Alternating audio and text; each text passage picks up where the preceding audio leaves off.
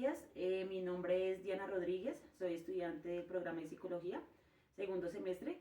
En este video quiero compartirles un poco sobre lo que ocurrió en las fechas de 1920 y 1957 en Colombia en el conflicto armado.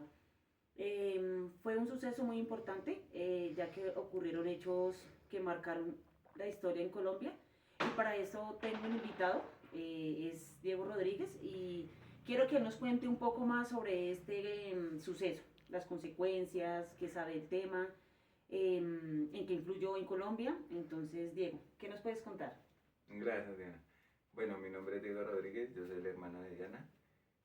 Yo soy de profesión geógrafo y bueno, digamos que para resolver un poco la pregunta, pues en ese periodo entre 1920 y 1950, pues Colombia siempre estuvo enmarcado en muchas violencias, muchas guerras, y más que todo entre los partidos conservador y liberal que perseguían unos a otros en el campo colombiano. Pero digamos que este conflicto se da mucho en la zona andina, en la zona de los llanos orientales, del Caribe, pero lo que es la Amazonía colombiana, poco o nada se sabe de qué pasó del conflicto en esa zona. Pero en la Amazonía, lo que es el departamento del Amazonas, el Baupés, Putumayo, Caquetá, estaban pasando muchas cosas también en ese periodo de tiempo. Por esos años está la época del caucho, que significó una masacre a los pueblos indígenas de la Amazonía colombiana, que también significó una disputa con Perú por las fronteras. Entonces sobre eso les quiero hablar un poco sobre la guerra con el Perú, que si bien no es un conflicto entre colombianos, digamos que por el tema de la violencia y el desorden político de Colombia, sí generó este conflicto con el país vecino. Entonces esa guerra se encuentra entre 1930 y 1933, prácticamente por el caucho, que fue un látex que se sacaba de un árbol. El gobierno peruano autorizó a unos caucheros peruanos para que entraran a territorio colombiano. Eso desencadenó pues una guerra.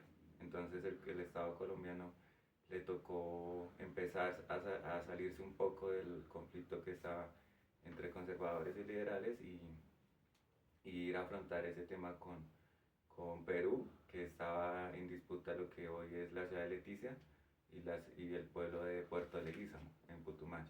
Prácticamente en esos dos fueron que se dio las batallas, hubo combates, hubo muchas bajas de lado y lado. Entonces ese conflicto pues se desencadena por eso, porque los peruanos se cruzan al lado colombiano, someten a muchos pueblos del Baupés, del Guainía, del Amazonas, del Putumayo, los masacran. Entonces pues el gobierno colombiano en su afán de hacer soberanía sobre su territorio, pues entonces manda tropas, lo que significa que lugares como Mocoa, Florencia, Villavicencio, que antes eran muy difícil llegar allá, empezar a ir poco a poco pavimentando, arreglándose las vías, irse haciendo que las tropas bajaran por los ríos. Eso significó que hubiera muchos muertos en el camino, la malaria. Bueno, entonces ese conflicto que duró 3 años fue el que prácticamente definió las fronteras con el Perú y el que nos dibujó el trapecio amazónico, que es donde termina Leticia, de esta Colombia. Sí, es un suceso que a lo largo de los años marcó la historia en Colombia, ¿no? La guerra. Y adicional a eso, quisiera, Diego, aportarnos de qué manera influyó o cómo se ve hoy en día en Colombia, sabiendo que tenemos un conflicto armado, el desplazamiento, que la guerra viene desde hace muchos años, mucho tiempo.